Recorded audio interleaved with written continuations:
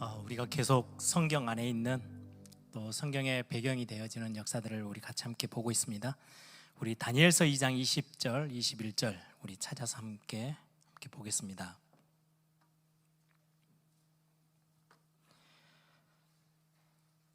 다니엘 2장 20절, 21절 여러분들이 같이 함께 YBS에서 지금 교회와 또 성경과 연결되어 있는 역사들을 함께 보시면서 절대 잊지 마셔야 될 영적인 사실입니다. 다니엘 2장 20절 21절 우리 같이 한 목소리로 읽겠습니다. 다니엘이 말하여 이르되 영원부터 영원까지 하나님의 이름을 찬송할 것은 지혜와 능력이 그에게 있음이로다.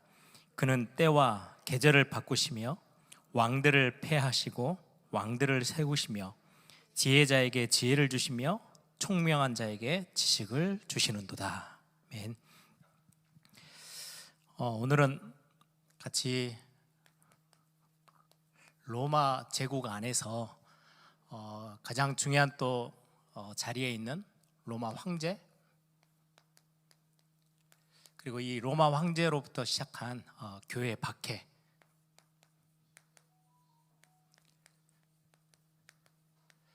이 시작을 잠깐 좀 같이 함께 보려고 합니다. 가장 먼저 서론적으로 여러분들이 오늘 다니엘서 2장 20절 21절은 우리 이 역사의 주관자,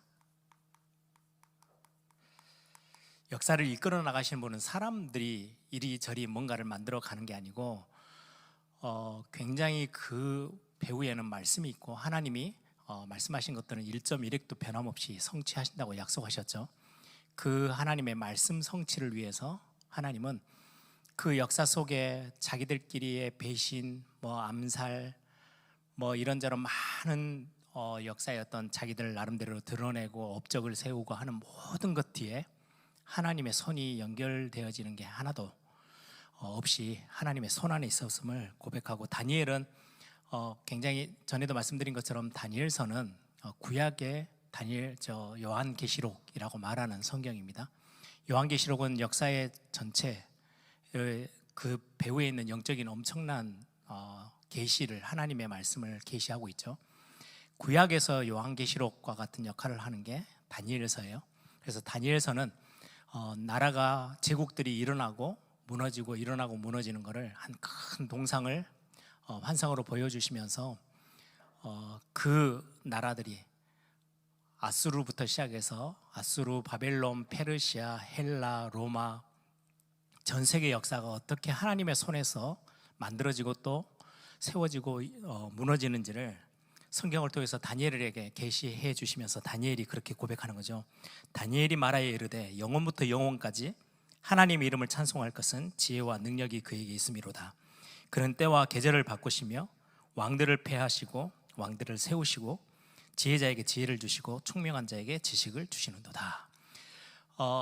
바벨론에서 페르시아로 바사 제국으로 옮겨가는 가장 중심에 고레스라는 왕이 있죠. 고레스.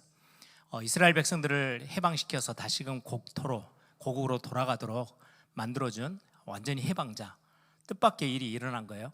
그런데 그 사실이 성경에는 이사야서에 한 100년, 150년 전에 이미 그 왕의 이름까지 거론하시면서 하나님이 약속의 말씀을 주세요. 고레스라는 사람이 일어나서 너희들을 다시금 바벨론으로 돌아오게 할 거야. 바벨론에서 고토로 돌아오게 할 거야. 그 말씀, 이사야서의 말씀을 우리가 추측하건대 다니엘은 왕 한 4명, 5명 밑에서 총리의 역할을 감당했던 사람이잖아요. 그 고레스에게도 그 하나님의 말씀, 이미 당신이 예언되어져 있을 만큼 하나님은 더 크고 더 위대하신 분이다 라는 것들을 고레스 왕에게도 전달하지 않았을까라고 많은 학자들이 이야기를 합니다. 그토록 역사의 주관자, 이거는 그냥 시대의 역사뿐만 아니라 저와 여러분의 개인의 모든, 필요하다면 우리의 생에 이 역사 속에 다 포함되어져 있죠. 우리가 많은 일들을 경험하고 우리가 만남도 경험하고 이런저런 많은 실패냐 성공이냐 이런 것들을 많이 우리가 부딪혀 나가는 데 있어서 우리의 역사와 생명의 주관자가 하나님이세요. 그래서 이 하나님은 우리가 항상 하는 믿음의 고백이에요. 신실하신 하나님이, 성실하신 하나님이 저와 여러분의 앞뒤 모든 사방의 것들을 지키고 보호하세요. 그리고는 그분이 하시는 일은 실수가 없으시다라고 고백해요. 그래서 여러분들이 신앙 고백이에요. 역사를 그냥 단순히 성경 안에 있는 배경되는 역사를 공부하고 이걸로 끝내지 마시고, 제가 잠깐 이게 어떻게 하나님이 기가 막히게 역사를, 우리의 어떤 신앙과 교회를 든든히 세워나가는데 하나님이 어떻게 일하시는지를 우리는 많은 부분들을 확인하게 될 겁니다. 여러분들 굉장히 중요한 부분인데요, 이렇게 우리를 인도하시는 분이 신앙 고백에 우리에게 약속하신 게 있어요. 주는 그리스도시요 살아계신 하나님의 아들이십니다 라고 신앙 고백할 때, 내가 반석 위에 내 교회를 세울 것이야. 반석 위에 세웠단 말은 무너지지 않게 하겠대요. 음부의 권세가 너를 이기지 못할 거야.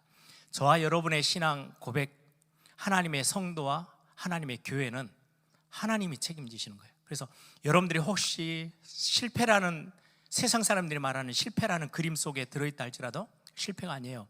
그 이후에 하나님이 그려나가실 멋진 그림들이 여러분들에게 기다리고 있어요.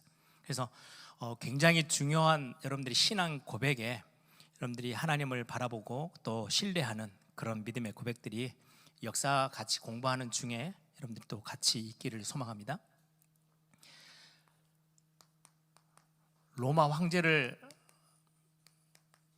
함께 좀 보면서 자연스럽게 초대교회사로 이렇게 넘어가려고 해요. 교회사 속에.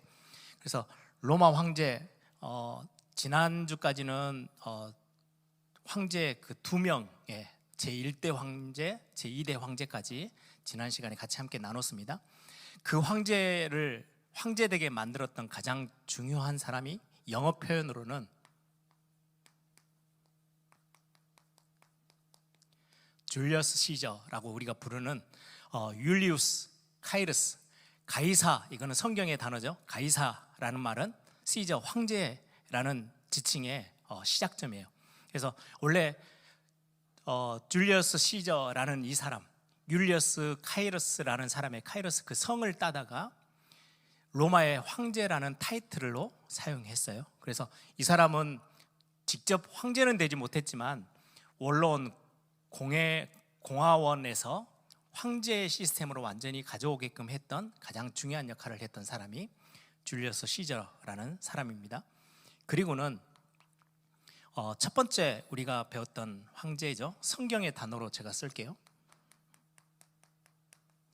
예수님이 태어나는 그 당시에 호적을 명하고 나라를 이제 첫 번째 황제죠. 1대 황제예요. 줄리어스 시저의 양아들로 돌아서 이 줄리어스의 유언장에 남겨졌어요. 황제를 세우려면 이 아우구스투스라는 내 양아들에게 황제로 임명해라, 이렇게 해서 제1대 황제가 되어집니다. 우리 성경의 역사하고 연결되어지면 이 황제가 그 암투 속에서 황제가 되어지고 나서 호적을 명하고, 그래서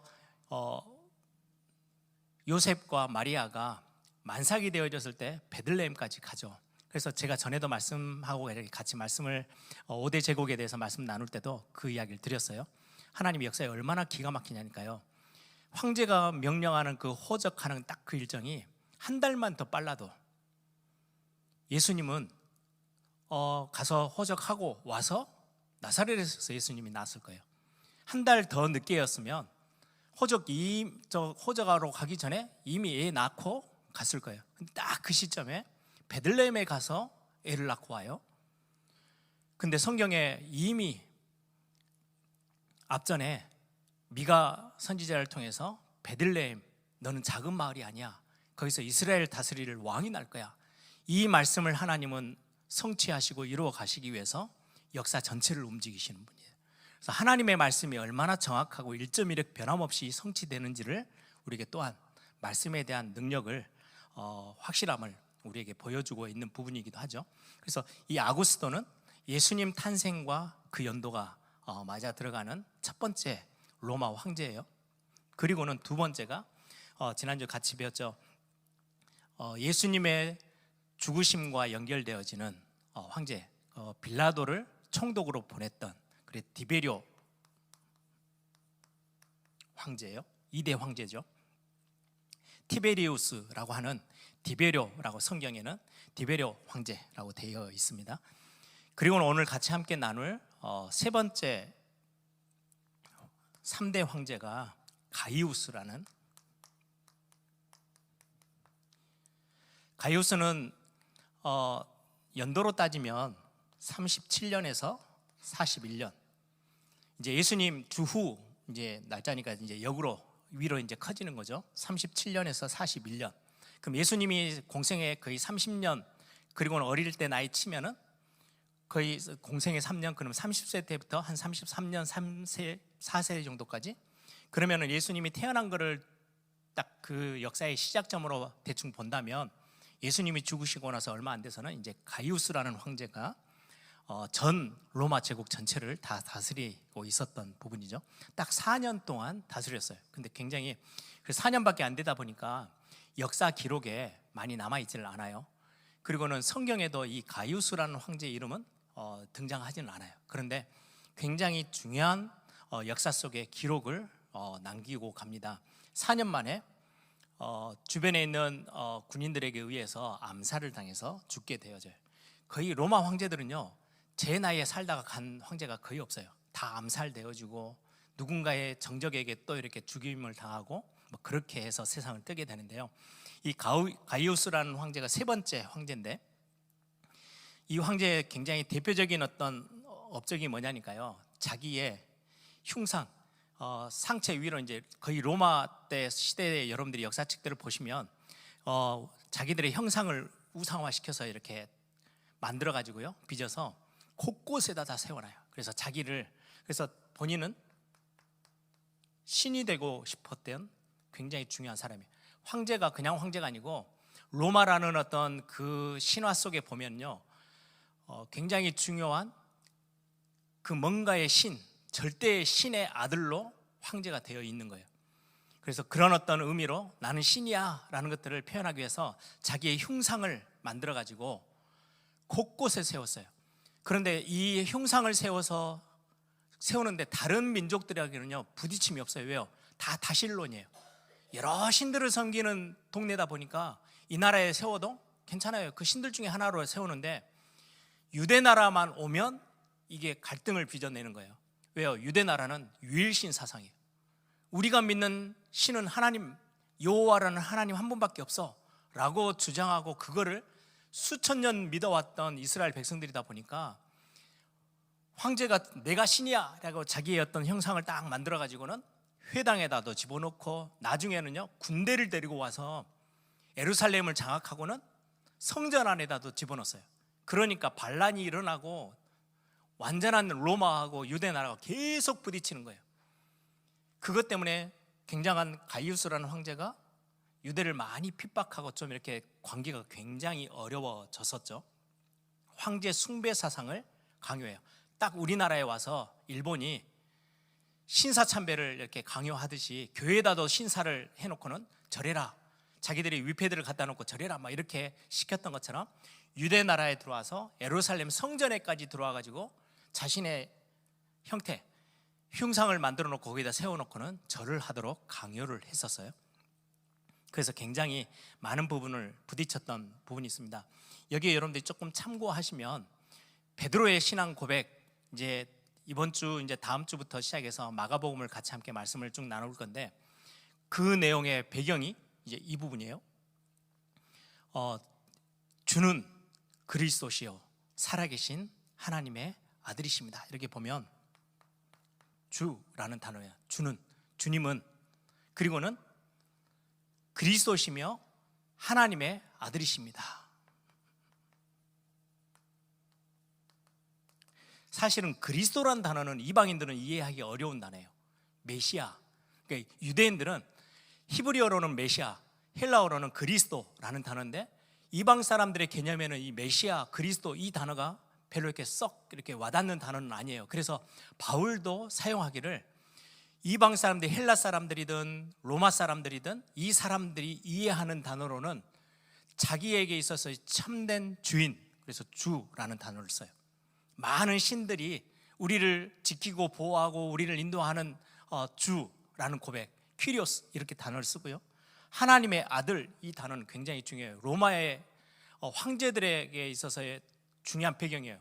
나는 내가 신의, 최고 신의 아들이야, 그래서 나도 신이야 라고 주장하는 이런 배경 속에 교회에서 말하는 복음을 제시하면서 뭐라고 말해요? 그리스도는 우리의 주님이고 한 분밖에 없어. 그리고 그분은 여러 신들의 하나가 아니고 유일한 하나님의 아들이 되시는 분이 그리스도 예수야 라고 고백하는 거예요. 우리 한번 그 성경 구절을 한번 찾아볼게요. 고린도전서 8장을 한번 볼게요.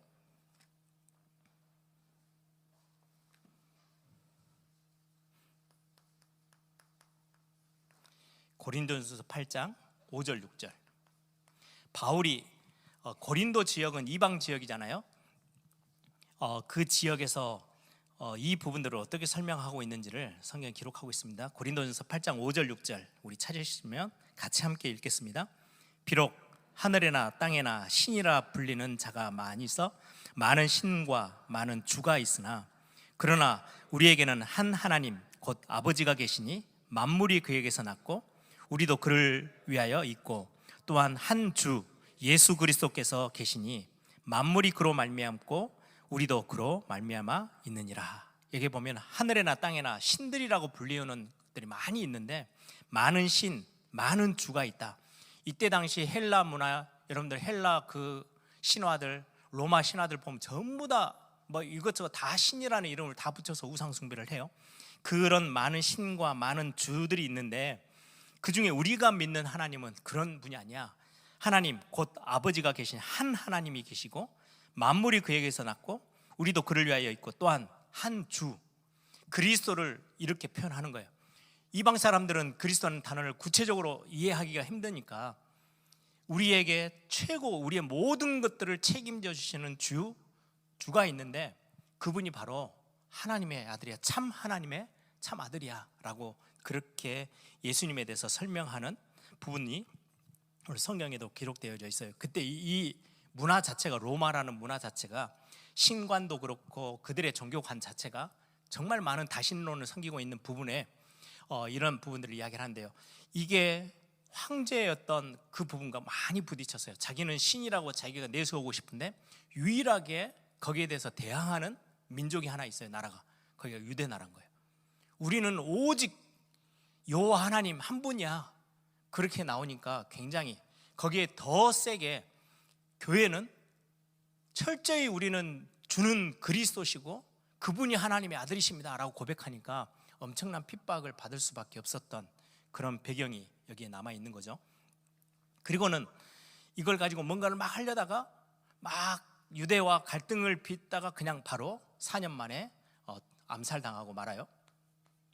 그리고 나서 네 번째 황제가 글라우디오라는 황제예요. 성경에 글라우디오라고 나오죠. 클라우디우스라는 이름의 글라우디오 황제인데요. 41년에서 54년까지 황제 자리에 있었던 사람입니다. 이 사람은 여러분들이 잘 아는 것처럼 사도행전 18장 1절에서 보면 한번 찾아볼까요? 사도행전 18장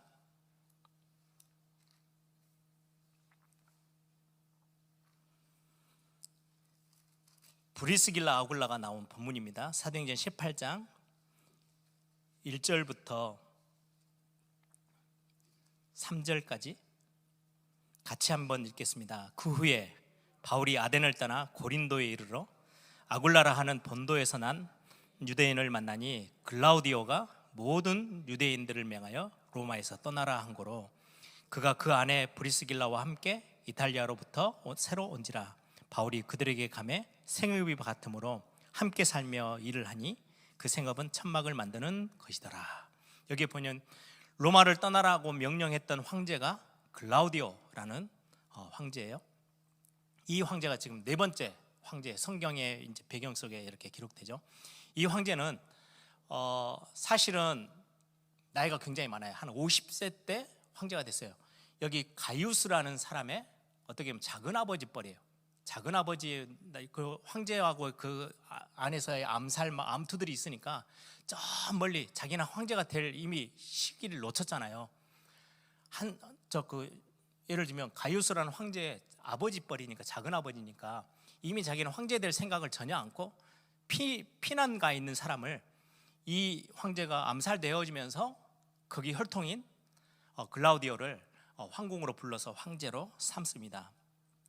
이 사람은 어릴 때 소아마비를 좀 알아서 황제가 되어져서도 뭔가를 앞에서 뭔가 연설을 하고 하면 막 침이 좀 수염에 흐르고 막 이렇게 할 만큼 몸이 많이 불편했대요. 그럼에도 불구하고 정치를 굉장히 잘해서 오랜 시간 동안 황제의 자리에 있었어요.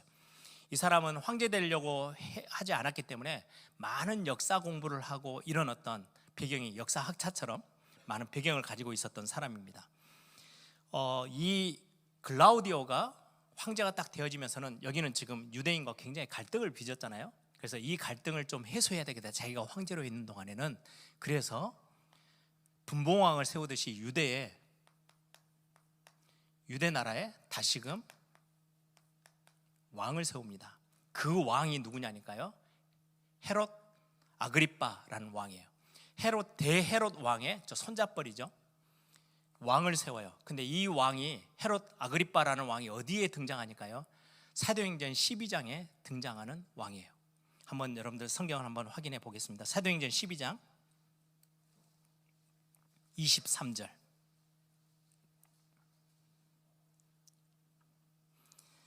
많은 사도들을 순교시키고 죽이려고 막 가둬놓고 베드로를 옥에 가두고 했던 그 황제가 있죠. 여러분들 잘 아시죠? 12장이면 옥문이 열리고 착고가 풀려서 베드로와 천사가 이렇게 끄집어내가지고 초대교회 성도들이 있는 데로 가죠. 그 사건이 벌어지고 나서 성경은 그렇게 설명합니다. 우리 23절 같이 함께 읽어보겠습니다. 헤롯이 영광을 하나님께로 돌리지 아니하므로 주의 사자가 곧 친히 벌레에게 먹혀 죽으니라. 충에게, 벌레에게, 그래서 무슨 세균인지 아니면 무슨 바이러스인지는 그건 잘 모르겠어요. 벌레에게 먹혀 죽은 왕이 이 글라우디오 황제가 유대의 왕으로 세웠던 사람이에요. 헤롯 아그리빠라는 왕인데 결국은 교회를 핍박하다가 결국은 죽임을 당해요. 그 왕이 헤롯 아그리빠라는 왕이에요. 그래서 이 글라우디오라는 황제는 유대와 뭔가 정적으로 막 부딪히는 게 싫어서 어느 정도 좀 발을 좀 뒤로 이렇게 좀 빼 돌립니다. 그래서 대헤로당이 도시를 하나 지었죠. 가이사랴라는 이 도시에 로마 총독도 그리고 로마 군단도 이쪽으로 다 예루살렘에 있던 군단을 싹 다 이쪽으로 다 옮겨버려요. 그리고는 거기서 이제 로마 총독과 바닷가다 보니까 로마로 가기도 쉽고, 그래서 예루살렘은 종교적으로 그때 당시는 완전히 유대 나라는 종교로 하나 되어 있던 민족이다 보니까, 나라다 보니까 거기에 너무 많은 분쟁이나 갈등을 야기하지 않게 하기 위해서 로마 군단과 총독을 이 가이사를 위해서 지어놓은 도시, 헤롯이 로마에게 잘 보이기 위해서 만들어 놓은 도시예요. 신도시예요. 이리로 다 군단들을 빼서 그쪽에 있게 합니다. 그러면서 이 글라우디오라는 황제는 3번을 결혼하고 2번을 이혼했는데 마지막 4번째 결혼을 하게 돼요. 막 옆에서 이제 황제니까 비서진들이 있었어요. 비서진들 중에 한 사람이 누구를 소개시켜서 아내로 삼게 하냐니까요, 아그리피나라는 사람이 있어요. 팔라스라는 비서, 황제 옆에서 이렇게 일을 같이 하는 이 팔라스라는 사람이 아그리피나라는 여자를 소개를 시켜줍니다. 그래서 결혼을 하게 돼요. 여기는 남편이 이미 사별을 해서 혼자 있던 여자인데 여기에 3살 정도 되어지는 아들이 하나 있었어요. 그 아들 이름이 네로예요. 네로의 어머니가 되어지는 여자를 이 팔라스라는 사람이 이 황제에게 소개시켜줘서 4번째 결혼을 하게 됩니다. 그래서 아그리피나라는 이 여인은 갑자기 황후가 됐잖아요. 황제의 아내가 됐어요. 굉장히 신분이 갑자기 올라간 거죠. 그래서 이 여인이 자기를 황제에게 소개시켜준 팔라스라는 이 사람의 동생 펠릭스라고 돼요. 이름이 그때 당시에 성경에는 벨릭스 총독이라고 되어 있어요. 이 사람의 동생을 유대 총독으로 보내주는 선물을 해줘요. 그러니까 이 사람이 자기를 황제 아내로 삼도록 추천해서 올린 사람이잖아요. 그래서 그게 고마워서 감사의 표현으로 당신의 동생을 유대 나라 총독, 굉장히 그때는 힘이 있었으니까 총독으로 보내도록 황제에게 힘써서 벨릭스라는 이름의 황제가 총독이 유대 나라로 오게 됩니다. 그게 이제 벨릭스예요. 우리 성경 한번 찾아볼게요. 사도행전 23장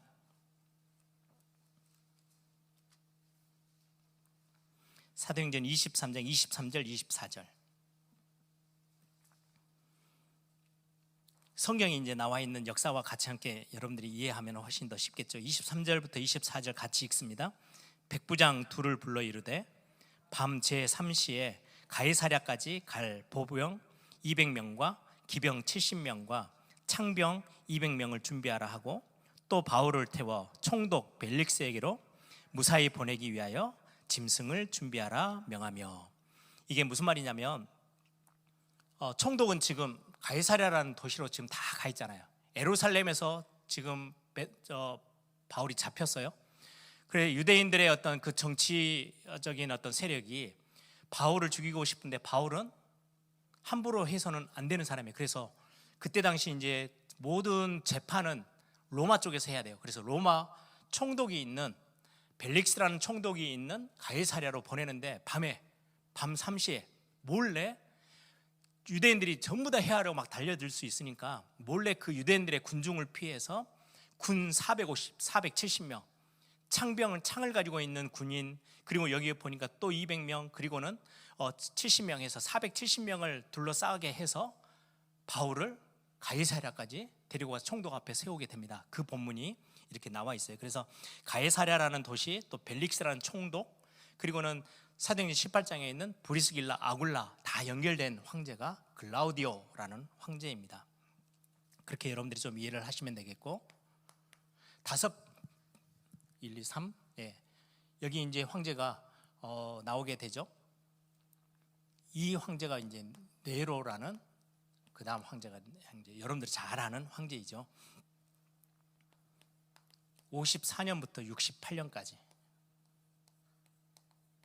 거의 14년을 황제로 있었는데, 황제로 된 나이가 언제냐니까요. 이제 이 여인의 아들이잖아요. 어린 나이에 아주 조금 했을 때 황궁에 들어왔다가 이제 황제가 됐는데 16살 때, 거의 청소년 나이잖아요. 이때 황제로 등극을 해요. 그런데 여기는 뭐 철학이나 정치 이런 데 관심보다는 춤추고 노래하는 걸 너무 좋아했어요. 지금으로 따지면 예능 쪽으로, 나는 공부는 싫어, 학교에서 맨 춤추고 놀고 막 이랬던 청소년의 학생 수준의 그 정도의 나이였어요. 그런데 어머니가 세워서 굉장히 힘있게 총독을 파송할 만큼 힘이 막강한 거잖아요. 지금 황제 아내로 아들을 황제로 세우기 위해서 글라우디오라는 황제 이전에 결혼했던 아내들을 통해서 낳은 아들들이 있을 거 아니에요. 다 죽여요. 그리고는 황제 글라우디오도 암살시켜요. 그리고는 자기 아들을 황제로 올려 세워요, 네로를. 그리고는 네로가 어린 나이다 보니까 거의 위에서, 우리 한국, 우리 이시조선 안에서도 조선시대 때도 어머니가 완전히 뒤에서 갖고 논 왕들 있잖아요. 자기가 모든 정치를 다 하는 것처럼 네로 위에 올라서서 네로를 엄청 간섭했어요. 네로가 너무 시달릴 만큼, 자기는 정치하는 것보다는 노래하고 다니고 가수가 꾸민 청소년에 불과한데 황제가 돼 있으니 얼마나 답답하겠어요. 결국 나중에는 자기를 괴롭히는 어머니를 물에 빠져 죽이려고 물에 던져 넣어버려요. 근데 살아서 올라와요. 그래서 자객들을 보내서요, 어머니를 죽여요. 이제 너무 싫은 거, 그런 상처죠. 그리고는 이 소년이 어느 정도 이제 나이가 한 10년 정도 지나고 나서 이제 성년이 딱 되어지고 나서는요, 본격적으로 노래를 하러 다녀요. 그래서 진짜로 지금처럼 아이돌들이 순회, 지방 순회 공연 하듯이요, 로마 제국에 있는 여러 도시들, 나폴리라는 도시에 처음 가서 공연을 해요. 그 극장이 무너졌대요. 사람이 너무 많이 몰려와가지고. 황제가 와서 노래를 한다니까, 공연을 한다니까 얼마나 사람들에게 이슈가 됐겠어요. 그러면서 이 나라 저 나라 이렇게 다니면서, 지역들을 다니면서 순회 공연하듯이 노래하러 다니는 황제였어요. 근데 어느 날 로마에 불이 난 거예요. 도시에 거의 3분의 1이 다 탔어요. 그래 급하게 순회 공연을 마치고 정리하고 끝내버리고는 로마로, 왕궁으로 돌아왔겠죠. 와서 있는데 소문이 나는 거예요. 노래하기 위해서, 그거에 대해서 흥을 돋구기 위해서 네로라는 저 황제가 로마를 불질렀다, 뭐 이런 어떤 여러 가지 소문들이 생기는 거예요. 그래서 이 사람, 이 화제의 장본인이 황제다 막 이런 소문이 드니까 이 소문을 잠재우게 하기 위해서 범인을 찾아 세워야 되잖아요. 자세히 보니까 제일 많이 부딪히는 민족이 있어요. 그게 유대인들이에요. 그래서 철저히 유대인들 뿐만 아니라 교회, 그때 당시 주라고 고백하고 오직 하나님의 아들 이렇게 부르짖는, 로마하고 제일 안 맞는 교회를 두고 핍박하기 시작해요. 그래서 거의 뭐 몇백 명을 순교시켜요. 짐승의 피를 묻히고 짐승의 가죽을 입혀놓고는요, 사나운 짐승들, 개 막 그렇게 때로 보내가지고 다 찢겨서 물어 뜯어서 죽이게끔도 하고요. 십자가 형태를 했는데 십자가 나무가 너무 단단하면 불이 안 붙잖아요. 나무에 불이 잘 붙도록 하는 나무를 가져다가 십자가 형태를 만들고 거기에 매달아서 불태워서 죽이고, 수많은 사람들이, 초대교회 사람들이 순교해서 당해요. 그때가 가장 먼저 교회 박해가 본격적으로 시작됐던 시작이 네로 황제 때. 그 시작이 로마가 큰 불이 났던 것 때문에 자신이 하지 않았다라고 소문들을 좀 잠재우기 위해서 거짓말로 유대인들, 그리고는 교회가 이 일을 중심에 두고 화제를 범했다, 이렇게 해서 그때부터 이제 교회와 유대인들을 향한 엄청난 핍박이 시작되어집니다. 그래서 이런 부분들을 여러분들이 좀 참고하시면, 이제 나중에는 제가 10대 로마 제국의 10대 박해라고 아주 유명한, 특별히 교회를 계속해서 박해해 들어왔던 그 황제들을 좀 같이 함께, 지금은 지금 54년, 68년 이렇게 하는데 거의 64년쯤에 돼서 나이가 10살쯤, 이제 10년쯤 지난 다음에 이제 공연하러 다니다가 지금 일이 일어났기 때문에 거의 주후 64년부터는 이제 본격적으로 교회와 유대인들을 향한 핍박이 시작되어졌던 시대가 옵니다. 그게 이제 네로 황제로부터 시작해서 313년 공인화 되어지기까지 거의 200년이 넘는 동안, 250년 가까이 10번의 가장 강력한 박해가 시작되죠. 그래서 로마의 제국의 10대 박해라고 되어 있어요. 그래서 그 부분들도 같이 함께 나누면 초대교회 전체를 여러분들이 이해하는데 굉장히 도움이 될 것입니다. 그리고 하나를 여러분들이 조금 더 참고하시면 성경 이해하기가 좀 쉬운 게요,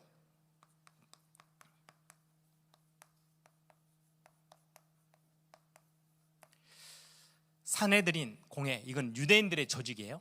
언제부터 시작했냐니까 바벨론 포로를 가서 이제 나라를, 예루살렘을 떠나서 바벨론에 살고 있었다가 이제 바벨론이 무너지면서 페르시아라는 제국이 전체를 차지해요. 그때 이제 많은 유대인들에게 힘을 실어줘요. 지금 유대 나라는 예루살렘 중심으로는 지도층들이 다 포로로 잡아갔잖아요. 바벨론이 똑똑한 인재들, 정치적으로 힘 있는 사람들, 왕부터 시작해서 다 잡아갔거든요. 그러니까 예루살렘에는 지도자가 없어요. 뭔가 이렇게 권위적인 힘을 가진 지도층이 없어요. 그래서 페르시아 제국 때는 그것들을 할 수 있도록 허락을 해줘요. 그게 누구냐니까 여러분들 잘 알다시피 성경에 나와 있는 수룹바벨, 페르시아에서 예루살렘으로 파견돼 온 수룹바벨, 유대인이에요. 그런데 페르시아의 어떤 직책을 갖고 있어요. 느헤미야도 마찬가지죠. 느헤미야도 예루살렘에 성벽을 재건하기 위해서 총독의 이름으로 들어와요. 그래서 수룹바벨, 그리고는 느헤미야, 여기에 제사장 그룹들, 그리고는 민간인이지만은 귀족들, 이 중심으로 유대 나라가 힘있게 뭔가의 어떤 공적인 조직, 뭔가 제일 최상위 조직, 우리 교회로 따지면 당회 뭐 이렇게 있는 것처럼 이게 사내들인 공회라는 곳이에요. 이제 나중에 로마 시대에 오면서는요, 본격적으로 힘을 막강하게 가져요. 그래서 여기에서 모든 재판을 다 해요. 예수님의 재판의 첫 시작이 사내들인 공회에서 재판을 해요. 그리고는 바울이 나중에 예수 믿는 사람들을 내가 잡으러 가겠습니다, 공문을 내주세요 라고 할 때 그 공문을 내준 기관이 사내들인 공회예요. 여기에서 이제 모든 정치적인 그런 어떤 부분들, 유대의 거의 최고 재판국 역할을 감당했던 그 기관이 사내들인 공회라고 되어 있어요. 페르시아 때부터 시작해서 로마 제국까지 이제 넘어오게 되죠. 예수님의 십자가 사건과도 연관되어 있는 게 대제사장과 온 공회가 이렇게 되어 있어요. 그리고는 한번 성경을 한번 찾아볼게요. 사도행전 5장 마지막입니다. 사도행전 5장 33절에서 39절 우리 함께 다 같이 한번 읽어보겠습니다. 그들이 듣고 크게 노하여 사도들을 없이 하고자 할세 바리새인 가말리엘은 율법 교사로 모든 백성에게 존경을 받는 자라 공회 중에 일어나 명하여 사도들을 잠깐 밖에 나가게 하고 말하되 이스라엘 사람들아 너희가 이 사람들에게 대하여 어떻게 하려는지 조심하라. 이전에 드다가 일어나 스스로 선전하며 사람이 약 400명이나 따르더니 그가 죽임을 당하며 따르던 모든 사람들이 흩어져 없어졌고 그 후 호적할 때 갈릴리의 유다가 일어나 백성을 꽤 따르게 하다가 그도 망한즉 따르던 모든 사람들이 흩어졌느니라. 이제 내가 너희에게 말하노니 이 사람들을 상관하지 말고 버려두라. 이 사상과 이 소행이 사람으로부터 났으면 무너질 것이요 만일 하나님께로부터 났으면 너희가 그들을 무너뜨릴 수 없겠고 도리어 하나님을 대적하는 자가 될까 하노라. 이게 여기에 보면 가말리엘이라고 돼 있죠. 34절에 보면 바리새인 가말리엘 율법교사고 모든 백성에게 존경을 받는 자, 그가 공회 중에 여기 이 공회가 사내들인 공회. 이때 당시 사내들의 공회의 가장 최고 공회장 제일 대표가 누구냐니까 가말리엘이라는 사람이에요. 여러분들 이 가말리엘은 나중에 연결되죠. 바울이 가말리엘의 수제자예요. 그러니까 나중에 바리새인 중에 바리새인이고 오늘 여기도 바리새인 가말리엘 이렇게 나오죠. 사내들인 공회의 제일 회장 여기 지금 가말리엘이라는 사람이에요. 이 사람이 굉장히 똑똑한 이야기를 하죠. 하나님께로부터 난 거면 너희들이 대적하는 게 그게 말이 안 되는 거야. 하나님을 대적하는 게 돼버려. 사람으로 사람의 어떤 모양새로 일어난 거면 결국 놔둬도 가만히 놔둬도 없어져. 굉장히 지혜로운 말을 해줘요. 이 사내들인 공회에 이때 당시에 가장 높은 자리에 있는 사람이 가말리엘이라는, 그래서 이 가말리엘의 수하생 중에 가장 최고 실력자가 바울이에요. 그래서 어떤 학자들은 예수님을 만나지 않았으면 공회 사내들인 공회 제일 높은 자리 쪽에 바울이 올라가 있지 않았겠냐 뭐 이런 이야기도 할 만큼 그는 수제자의 격이에요. 그런데 이 부분들이 나중에는 다메섹에 예수 믿는 사람을 잡으러 올라갈 때도 사내들인 공의에 공문을 받아서 예수님 믿는 자들을 잡으러 갑니다. 그 어떤 역할들을 스데반이 돌맞아 죽을 때도 그래서 증인처럼 서 있었던 사람이 바울이에요. 이제 그렇게 성경 안에 일어났던 많은 역사들과 함께 연결되어져 갑니다. 여러분들 성경 안에 아까 말씀드렸던 것처럼 그냥 역사는 흘러가는 것 같고 자기들이 똑똑해서 황제가 되고 자기들이 왕이 된 것처럼 보이지만 하나님은 그 속에서 교회를 세워나가시고 하나님의 역사들을 하나하나 만들어 나가시는데 역사를 활용하셨어요. 그게 우리는 이제 나중에 세계사, 교회사 이렇게 보게 되어지는데요. 여러분들이 중요한 우리 신앙의 고백 속에서도 나의 중요한 생애, 내 살고 이 땅에 태어나고 살아가다가 죽는 그 모든 시간은 하나님의 손에 있어요. 내가 하는 또 내가 만나지는 모든 일과 만남들 하나님의 손에 있어요. 그래서 오늘 이 밤에 여러분들이 기도하시면서도 그냥 저 세상 사람들 종교인들이 하는 기도, 뭔가를 좀 이렇게 좋은 일을 벌어지게 해주세요 이 기도가 아니고 내 인생이 하나님의 손 안에 있어요. 우리가 의지하고 바라보고 믿을 존재가 하나님밖에 없어요. 그 하나님께 우리가 기도하는 거예요. 그래서 오늘 이 밤에도 여러분들이 같이 함께 기도하시고 찬양하시면서 정말 내 생사화복의 주관자, 나의 모든 시간의 주관자 되신 그 하나님, 내가 만나는 모든 만남 속에도 하나님의 손이 있고 섭리가 있고, 내가 맞부딪히는 모든 일 속에도 하나님의 섭리가 있음을 고백하면서 여러분들이 정말로 하나님 앞에서의 중요한 신앙 고백들을 회복하는 또 오늘 이 밤이 되기를 소망합니다. 이 시간은 다 같이 한번 기도하겠습니다. 역사의 주관자, 시간도 하나님의 손에 있어요. 우리가 가지고 있는 건 시계를 가지고 있지, 시간을 우리가 마음대로 조절할 수 있는 사람은 아무도 없어요. 시간은 하나님의 손에 있어요. 우리의 만남도, 우리의 일도, 우리의 생사화복도 하나님의 손에 있어요. 하나님, 오늘 이 시간 우리의 참 주인, 그리고 우리의 참 주관자 되신 그 하나님 앞에, 나의 생명 되신 하나님 앞에 오늘도 하나님 기도합니다. 실수가 없으시고 성실하신 그 하나님이 내 삶을 하나님의 최고의 계획 속에서 완전한 응답으로 인도해 주옵소서. 그 기도가 오늘 나에게서 회복되어지는 시간 되게 하옵소서. 우리 같이 함께 하나님을 바라보며 우리의 기도의 믿음이 회복되어지도록 이 시간에 다 같이 한번 통성으로 함께 기도하겠습니다.